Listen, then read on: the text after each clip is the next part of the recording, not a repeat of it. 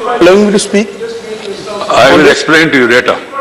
So I'd like to speak on the extensive dredging please. of the river Hooghly, which is downstream known as the river Ganges also commonly, to save the habitations, the livelihoods and lakhs of hectares of homestead lands and farmlands in West Bengal. Sir, transportation of cargo using large ships, mainly sir the transportation of coal during the recent years to the power plants located upstream along the river Hooghly, that is the Ganges as commonly referred to, in West Bengal is seriously jeopardizing the lives of the people in about 8 districts. That is nearly about half of the state. And sir, these people who are settled along the banks of both the banks of the river.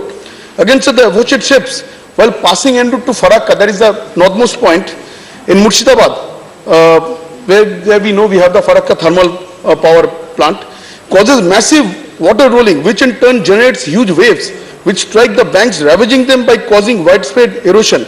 The effect is such stupendous, sir, that leave apart the muddy banks, even the the reinforced cement concrete, that is the RCC, structures using combination of metal nets, geofilled bags and boulders arranged in thick layers. So these structures even fail to withstand the fury of the bulldozing waves. The very life-giving Ganges is transformed into a dreaded monster, voraciously devouring its banks and playing havoc with the lives and properties of the people settled along the banks, and that's numbers in millions.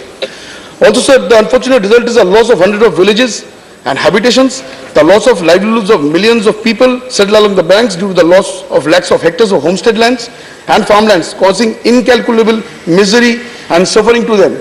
So on this point, I would like to say, we West Bengal, even being a debt-stressed state, and we know we had very unfortunately inherited a big debt from the previous regime, and there was no assistance or bailout package from the central government. Given the fact, what is your demand yes, I'm now? coming, sir. Yes, I am within my limits.